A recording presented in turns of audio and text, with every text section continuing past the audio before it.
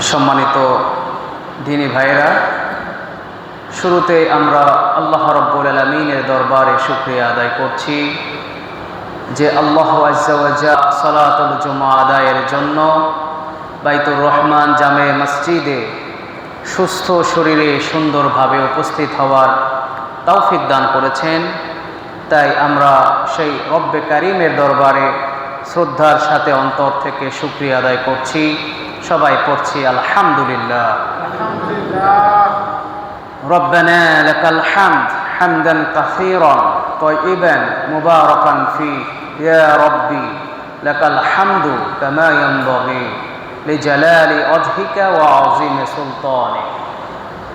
প্রিয় হাজিরিন, আল্লাহ পবিত্র কোরআনে বলেছেন, যদি তোমরা আমার শুকরিয়া আদায় করো তাহলে আমি তোমাদের সম্পদকে বাড়িয়ে দিব, আর যদি তোমরা তা না করো, অকৃতজ্ঞ হও, তাহলে অনেক বড় শাস্তি আমি তোমাদের জন্য প্রস্তুত করে রেখেছি। কে বলেছেন? আল্লাহ।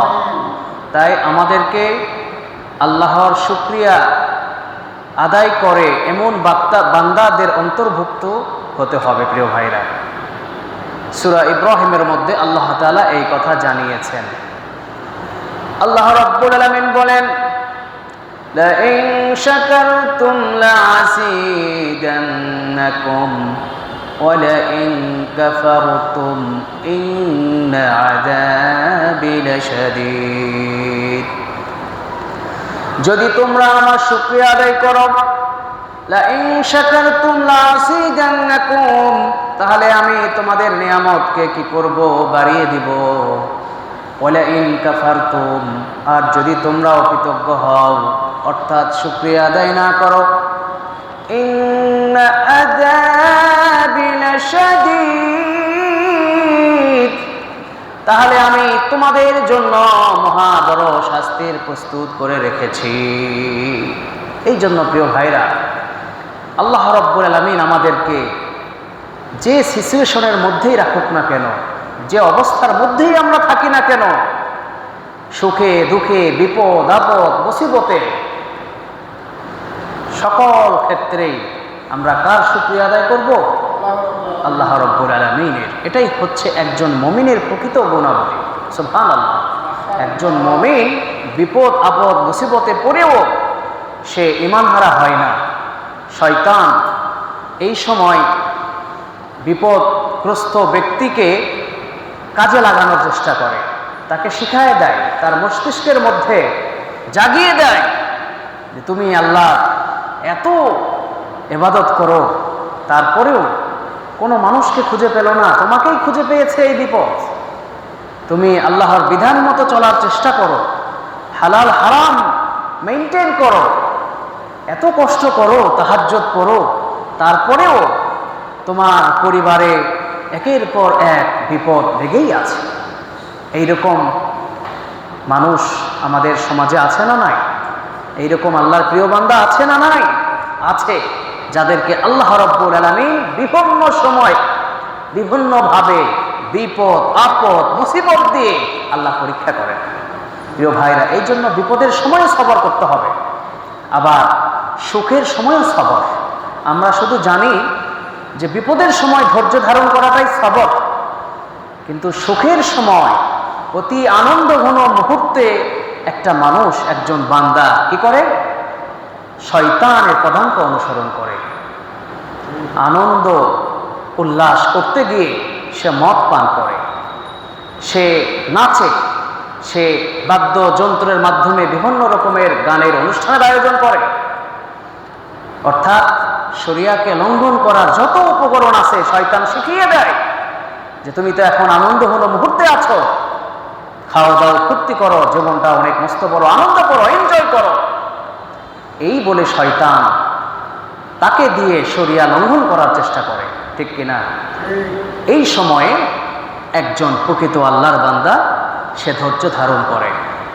শুধু ধৈর্য ধারণের বিষয়টা বিপদের সাথেই সম্পর্কযুক্ত নয়।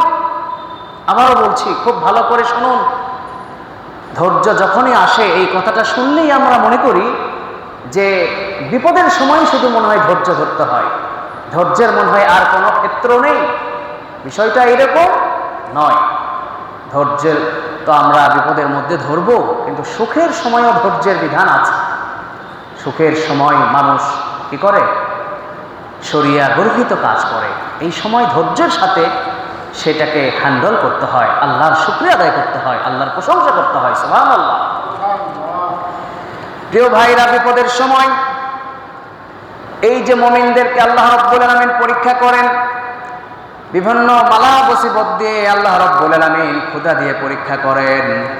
আল্লাহ রাব্বুল আলামিন ক্ষুধা দিয়ে, বিপদ দিয়ে বিভিন্ন সময় একজন মুমিন বান্দাকে আল্লাহ পরীক্ষা করেন। এই পরীক্ষায় যদি কোনো বান্দা উত্তীর্ণ হয়ে যায়, আল্লাহ রাব্বুল আলামিন তাকে কৃতজ্ঞ বান্দাদের মধ্যে অন্তর্ভুক্ত করে নেন। রাসূলুল্লাহ সাল্লাল্লাহু আলাইহি ওয়াসাল্লামের একজন সাহাবী এসে নবীকে বলছেন, ইয়া রাসূলুল্লাহ, আল্লাহ রাব্বুল আলামিন আমাকে এমন একটা রোগ দিয়েছেন যে রোগের কারণে আমি যখন সেন্সলেস হয়ে যাই তখন আমার ইজ্জত সম্মান পর্যন্ত মানুষরা দেখে ফেলে, আমার কাপড় ঠিক থাকে না, এলোমেলো হয়ে যায়, কারণ তখন আমার জ্ঞান থাকে না, আমি বুঝতে পারি না যে আমার কাপড় কোথায় আছে, কি অবস্থায় আছে। তো আমি আপনার কাছে এসেছি, আপনি আল্লাহর নবী, যদি আপনি আল্লাহ রাব্বুল আলামিনের কাছে দোয়া করেন, নবী আল্লাহ রাব্বুল আলামিন সাথে সাথে আপনার দোয়া কবুল করবেন। এই কথা শুনে বিশ্বনবী বললেন, হে আমার সাহাবী, শোনো, তোমার জন্য যদি আমি আল্লাহ রাব্বুল আলামিনের কাছে দোয়া করি, আল্লাহ রাব্বুল আলামিন চাইলেই সাথে সাথে তোমাকে সুস্থ ব্যক্তির সুস্থতার মধ্যে নিয়ে আসবেন, তোমাকে সুস্থ করে দিবেন। তবে এ ব্যাপারে তোমার কোনো জান্নাতের গ্যারান্টি নাই। কিন্তু আল্লাহ রাব্বুল আলামিন তোমাকে যে রোগ দিয়েছেন, এই রোগ মেনে নিয়ে যদি তুমি আল্লাহর আনুগত্য প্রদর্শন করতে পারো, কোরআন সুন্নাহর বিধান মেনটেন করতে পারো, আল্লাহর প্রতি যদি তুমি খুশি থাকতে পারো, তাহলে আল্লাহ রাব্বুল আলামিন তোমাকে পরীক্ষায় উত্তীর্ণ হওয়ার মাধ্যমে তোমাকে জান্নাতের ব্যবস্থা করবে। সুবহানাল্লাহ। তখন সাহাবী বললেন, ইয়া রাসূলুল্লাহ, তাহলে আপনি এতটুকু দোয়া করেন যেন এই রোগ যখন আমার মধ্যে দেখা দেয়, আমি তখন সেন্সলেস হয়ে যাই, আমার কাপড় ঠিক থাকে না, আমার ইজ্জত সম্মান মানুষ দেখে ফেলে, আপনি শুধু আল্লাহ রাব্বুল আলামিনকে এতটুকু বলেন যেন এই সময় আল্লাহ রাব্বুল আলামিন যেন আমার সম্মান রক্ষা করে দেন। সুবহানাল্লাহ। প্রিয় ভাইরা, এই হচ্ছে আল্লাহ রাসূলের সাথী, এই হচ্ছে আল্লাহ রাসূলের সাহাবীরা। আল্লাহু আকবার। যারা আখিরাতের জীবনকে সর্বোচ্চ প্রায়োরিটি দিয়েছেন, অগ্রাধিকার দিয়েছেন, গুরুত্ব দিয়েছেন। আমাদের মতো মানুষ হলে যে আমার এইরকম একটা বড় রোগে আক্রান্ত হয়েছি, রাসূল বলছেন তিনি আল্লাহর কাছে দোয়া করলে ভালো হয়ে যাবে, তাহলে ইয়া রাসূলুল্লাহ তাই করেন, আমি সুস্থ হয়ে যাই। কিন্তু রাসূল বললেন, দোয়া করলে তুমি সুস্থ হবা ঠিক, কিন্তু জান্নাতের গ্যারান্টি নাই। আর যদি তুমি না করো, এই অবস্থায় তুমি থাকতে পারো আল্লাহর উপর খুশি, তাহলে আল্লাহ রাব্বুল আলামিন তোমাকে জান্নাতের সুসংবাদ দিবেন। সুবহানাল্লাহ।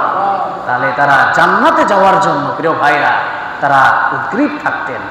তারা জান্নাতে যাওয়ার জন্য রাসূল কি বলছেন, কি করতে হবে, কোন স্যাক্রিফাইস করতে হবে, তারা সাথে সাথে সেটি করিয়ে উজ্জ্বল দৃষ্টান্ত স্থাপন করেছেন। সুবহানাল্লাহ।